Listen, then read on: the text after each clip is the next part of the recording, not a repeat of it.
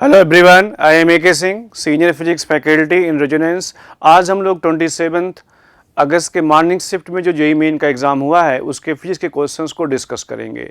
ये memory based questions हैं जो हम लोगों ने बच्चों से कलेक्ट किए हैं। चलो वन बाय वन देखते हैं। देखो इसमें फर्स्ट क्वेश्चन में क्या दिया हुआ है, a conducting wire of length 24A is used to form two setup of coils, first in the form of a square, एक स्क्वायर के फॉर्म में है of side A and second in the form of equilateral triangle of side A. Find ratio of magnetic moment of coil in two cases. अब ध्यान से देखो, जो पहला वाला केस है इसमें ये स्क्वायर है। अब मान अगर ये कहा जाए कि इसके N1 टर्न्स होंगे, इसकी साइड A है जिसका पेरीमीटर कितना हुआ 4A, तो इसकी लेंथ कितना होगा N1 into 4A। N1 into 4A कितना आ जाएगा, ये 24A। तो यहाँ से अपन को मिला N1 is equal to 6। Second वाले केस में क्या, इक्विलेटरल ट्रायंगल। अगर यहाँ से हम इक्विलेटरल ट्रायंगल देखें, इसमें जो नंबर ऑफ टर्न्स है N2 इंटू 3A, देखो इसका पेरीमीटर 3A होगा, इसकी साइड A है, इज इक्वल टू 24A। तो यहाँ से मिला N2 इज इक्वल टू 8, यहाँ से मिला N2 इज इक्वल टू 8। अब हमें इन दोनों के मैग्नेटिक मोमेंट का रेशियो निकालना है, तो M1 बाई M2 कितना होगा। देखो M1 बाई M2 होगा N1 इंटू जो इसका एरिया होगा वो मान लो A स्क्वायर है, NIA होता है, N1 into y into A square, और इसका हो जाएगा एरिया √3A स्क्वायर बाई 4। ये जो इक्विलेटरल ट्रायंगल का जो एरिया होगा इसको आप सॉल्व कर लेंगे तो ये आ जाएगा √3/1। Therefore answer is first one. In the next question, a particle of mass 2m is divided into 4 particles of mass m, m, m minus m and m minus m. All particles are arranged on vertex of square of side A. Find ratio of m by m for which potential energy of this system is maximum or minimum. देखो इसको अपन कैसे solve करेंगे। सबसे पहली बात ये कि जैसे मान लो ये स्क्वायर है, अब ये स्क्वायर है, यहाँ मान लो 4 पॉइंट मासेस दिए हुए हैं। चलो मान लो इसको हमने ऐसे मान लिया, यहाँ पे एक मास m है, यहाँ पे m दिया हुआ है, यहाँ पे m माइनस m है, और यहाँ पे भी m माइनस m है। इनकी साइड कितनी है A। अब हम अगर पोटेंशियल एनर्जी ऑफ सिस्टम इसमें लिखें, अगर यहाँ पर हम पोटेंशियल एनर्जी ऑफ सिस्टम लिखें तो क्या होगा, देखो -gm स्क्वायर बाई A इसका हो गया। इस वाले का आ जाएगा -gm into m minus m by A इस वाले का, और इस वाले का भी यही होगा, इंटू 2 कर लेते हैं। ऐसे इसका जो पेयर बनेगा ये कितना होगा, -gm माइनस m बाई का स्क्वायर बाई A। अब इसके बाद देखो दो पेयर ये वाले भी बनेंगे, एक पेयर ये वाला और एक पेयर ये वाला। तो इसके लिए अपन क्या इक्वेशन लिखेंगे, -gm into m minus m upon √2a। अब देखो इस केस में क्या कहा गया, पोटेंशियल एनर्जी मैक्सिमम है या मिनिमम, उसकी कंडीशन अपन जानते हैं क्या होगा। यहाँ पे पोटेंशियल एनर्जी के बारे में अगर अपन बात करें तो हम लोग जानते हैं कि U इज मैक्सिमम और मिनिमम। इसकी कंडीशन क्या होगा, du by dm is equal to 0। अब du by dm is equal to 0, इसको सॉल्व कर लेंगे तो m की वैल्यू आ जाएगा m by 2। Therefore answer m by m is equal to 2। तो answer is first one. In the next question, a source produce frequency of horn 1120 Hz. Source and observer are moving towards each other with a speed of 36 km per hour and 72 km per hour respectively. Find frequency of horn observed by observer, speed of sound 330 metre पर second. अब यहाँ से देखो, सबसे पहली बात ये कि जैसे मान लो ये सोर्स है, ये ऑब्जर्वर है, इसकी स्पीड जो सोर्स की है 36 किलोमीटर पर आवर। तो इसको अपन जब मीटर पर सेकंड में बदलेंगे तो ये 10 मीटर पर सेकंड आ जाएगा, और ऑब्जर्वर की वेलोसिटी इधर है 72 किलोमीटर पर आवर, इसकी वेलोसिटी आ जाएगा 20 मीटर पर सेकंड। अब जब हम इसमें ये वैल्यू पुट करेंगे F into V minus v o upon V minus v s, यहाँ से एफ डैश की वैल्यू कितना होगा, ये 112 एफ की वैल्यू है, वी की वैल्यू 330। देखो इस फार्मूले में हम इस डायरेक्शन को, सोर्स टू ऑब्जर्वर के डायरेक्शन को पॉजिटिव मानते हैं। तो अब यहाँ से कितनी वैल्यू इसकी होगी, ये -20 डिवाइडेड बाई 330 -10। अब यहाँ से इसको सॉल्व करेंगे तो यह आ जाएगा 1225 hertz. It is F dash. तो answer is third one. In the next question, for an ideal gas PT cube is equal to constant, find coefficient of volume expansion. अब इसमें देखो जैसे यहाँ पे दिया हुआ है PT cube is equal to constant, अपन को गामा निकालना है तो गामा का फॉर्मूला क्या होता है, ये dV/VdT। तो अपन को इस इक्वेशन को ले आना है, इस वैल्यू को निकालना है इस इक्वेशन का यूज करके। अब यहाँ से देखो अपन ने क्या किया, इसमें P को हमने लिख दिया nRT/V into t cube is equal to constant. तो यहाँ से मिला T⁴, कांस्टेंट बाई NR को हमने C नया कांस्टेंट मान लिया इंटू V। अब देखो यहाँ से इसको अपन ऐसे लिख सकते हैं 4 into DT/dV is equal to dV/V। तो यहाँ से अपन को मिला dV/VdT is equal to 4/T। तो यहाँ से इसकी वैल्यू पुट कर देंगे तो ये आ जाएगा gamma is equal to 4/T। Therefore answer is fourth one. In the next question, find Q14 microfarad capacity at T is equal to infinite। देखो T is equal to infinite क्या होगा, ये जो कैपेसिटर है ये वाला रास्ता ब्लॉक हो जाएगा, इधर करंट जाएगी नहीं, करंट इसी रास्ते में जाएगी। अब मान लो अगर ये कहा जाए इसमें करंट मान लो आई गया है ऐसे, तो आई की वैल्यू कितना होगा पहले अपन ये निकालते हैं। तो यहाँ से जो आई की वैल्यू होगा ये 15/4 + 1, तो ये आपका आ गया 3 एम्पियर। अब यहाँ पे जो ये पोटेंशियल डिफरेंस आएगा VAB, ये कितना हो जाएगा 3 × 4, तो ये आ जाएगा 12 वोल्ट। अब देखो यहाँ पोटेंशियल डिफरेंस 12 वोल्ट हुआ, यहाँ का इक्विवेलेंट जो है 4 माइक्रोफैराड है, इसका भी 4 है, तो इसका मतलब ये हुआ कि यहाँ पे 6 वोल्ट हुआ और यहाँ पे भी कितना हुआ 6 वोल्ट। अब यहाँ से जो आएगा जो चार्ज होगा Q is equal to C × V, तो ये हो गया 4 × 6, तो ये हो गया 24 microcoulomb। Therefore answer is fourth one। In the next question, an identical resistance each having value 10 ohm are connected in series with battery of EMF 20 volt and internal resistance 10 ohm. Current in circuit is IS. If they are connected in parallel to same source, current is IP. If IP is equal to 20 IS, then N will be। अब ध्यान से देखो इसमें, जैसे मान लो ये battery है, इसका EMF ही इंटरनल रेजिस्टेंस स्मॉल r है। जब हमने इसको सीरीज में जोड़ा तो इक्विवेलेंट कितना हुआ N × R, और जब हमने इसको पैरेलल में जोड़ा तो ये हो जाएगा R/N। इस केस में पहले वाले केस में करंट आएगा ये हो जाएगा E/NR + R, और इस वाले केस में जो करंट आएगा ये हो जाएगा E/R/N + R। अब क्वेश्चन में ये कहा गया है कि जो IP है this is equal to 20 IS। अब IP की वैल्यू है E/R/N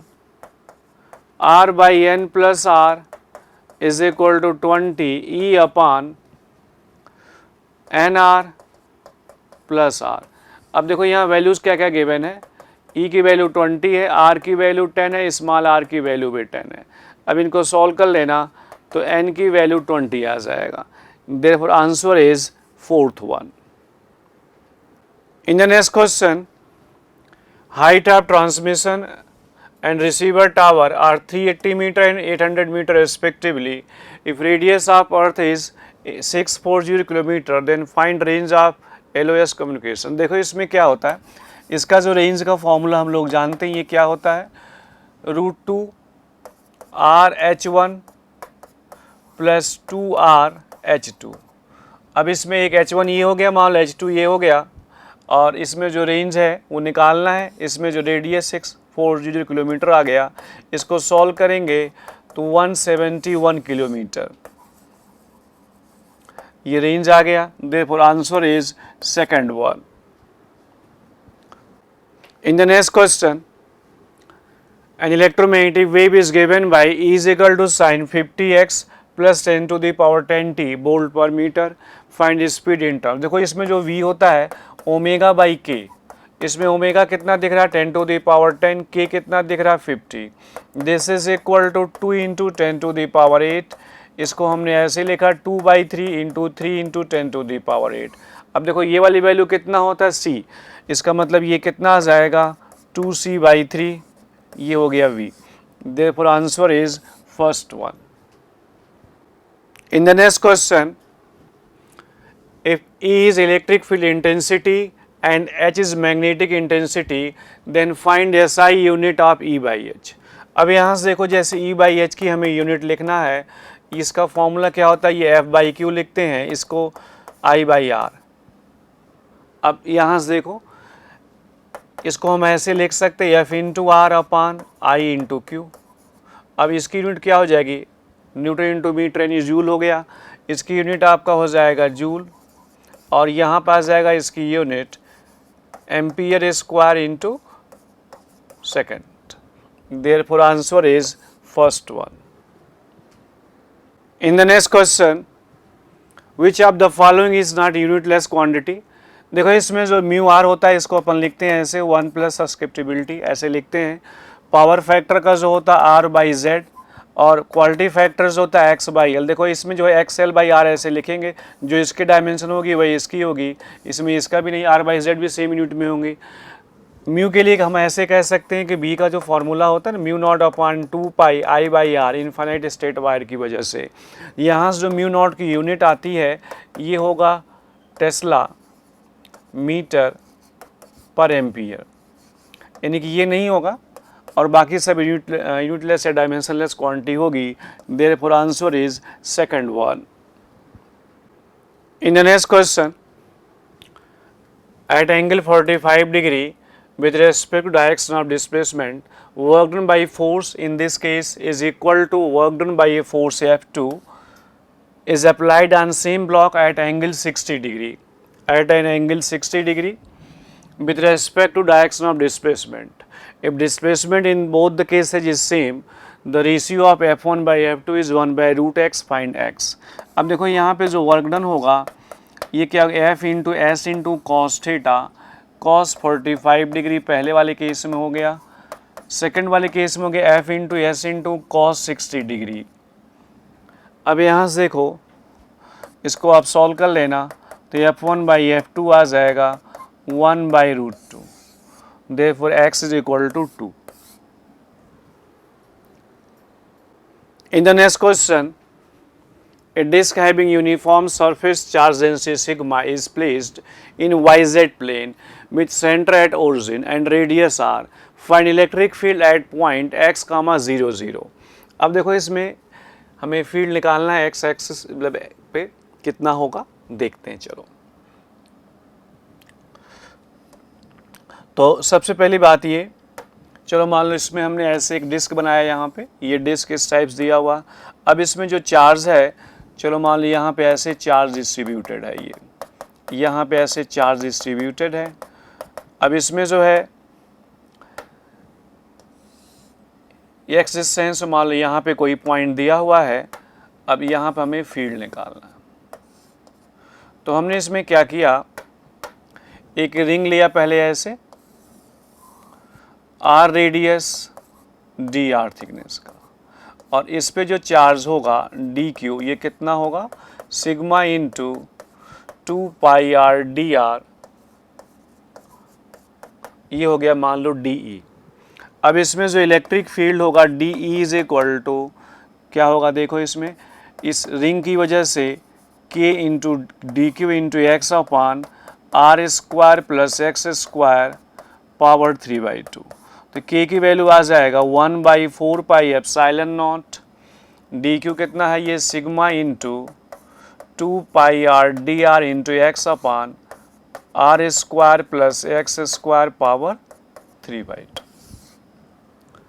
अब इसमें देखो इसको हमने ऐसे लिखा, थोड़ा सिंप्लीफाई करके 2π कट गया, यहाँ पे x को भी बाहर ले लिया और ये मिला r इंटू डी आर, नीचे मिला r square plus x square power 3/2। इसका इंटीग्रेशन कर दिया नेट फील्ड निकालने के लिए, और यहाँ पे r की वैल्यू 0 से कैपिटल R। अब देखो इस इंटीग्रेशन को सॉल्व करेंगे तो ये हमें मिलेगा sigma by 2 epsilon naught 1 minus x upon root R square plus x square, it is E. ये हो गया डिस्क के एक्सिस पे फील्ड का फार्मूला। तो यहाँ से देखो ये किस में दिया हुआ, फर्स्ट ऑप्शन दिया, देखो answer is first one. In the next question, find the radius of curvature of concave mirror if object is at d1 distance away from pole and image formed is at d2 distance away from pole। अब देखो इसमें Newton's formula हम लोग ये जानते हैं, x into y is equal to F square. या अगर हम वैल्यू पुट करें तो x और y डिस्टेंस फ्रॉम फोकस होता है, तो इसमें जो x की वैल्यू क्या होगा d1 बाई एफ, यहाँ f मैग्नीट्यूड है, और y कितना होगा d2 minus F is equal to F square. यहाँ से सॉल्व करेंगे तो f की वैल्यू आ जाएगा d1 d2 अपान d1 प्लस d2, तो 2f आ जाएगा जो कि रेडियस होगा, ये radius of curvature d1, 2d1 d2 upon d1 plus d2, therefore answer is first one. In the next question, find moment of inertia of a uniform square plate of mass m and side length L about an axis passing through one of into vertex and perpendicular to plane। अब ध्यान से देखो इसमें, जैसे मान लो अगर ये कहा जाए, एक मान लो हम इसको मान ले जैसे x एक्सिस, इसको मान लो y, इसके अबाउट मोमेंट ऑफ इनर्शिया हमें पता है। अब यहाँ से देखो अगर ये कहेंगे x के अबाउट मोमेंट ऑफ इनर्शिया कितना होता है, तो ये होता है ml स्क्वायर बाई 3, और जो ये वाली साइड है इस साइड के अबाउट कितना होगा, इसके अबाउट भी ml स्क्वायर बाई 3 होगा। तो अगर इसमें हम परपेंडिकुलर एक्सिस थ्योरम लगाएं तो आई जेड क्या होगा, इसमें I X plus I Y, तो यहाँ से मिल जाएगा I Z is equal to 2 ml square by 3, therefore answer is second one. In the next question, find resultant vertex for following combination of vectors. अब देखो इसमें अगर मैं वेक्टर की बात करें तो यहाँ चलो हम सबका सम लिख रहे हैं, ऐसे इनको हम आई कैप जे कैप में लिखते हैं। पहले अपन इसका लिखते हैं, तो ये कितना हो जाएगा, देखो 10 cos 30 आई कैप प्लस 10 sin 30 डिग्री जे कैप, ये पहले वाले का हो गया। दूसरे वाले कितना होगा, देखो 10 sin 30 आई कैप 10 cos 30 डिग्री जे कैप, इसका भी हो गया। अब इधर वाले में मिला -5 sin 60 आई कैप प्लस 5 cos 60 जे कैप, इस वाले में हो जाएगा -15 cos 45 आई कैप -15 sin 45 जे कैप प्लस 20 sin 45 आई कैप -20 cos 45 जे कैप। इन सब को सॉल्व करेंगे तो -15.75 आई कैप माइनस जे कैप, इसमें यह आई कैप जे कैप मिस हो गया है।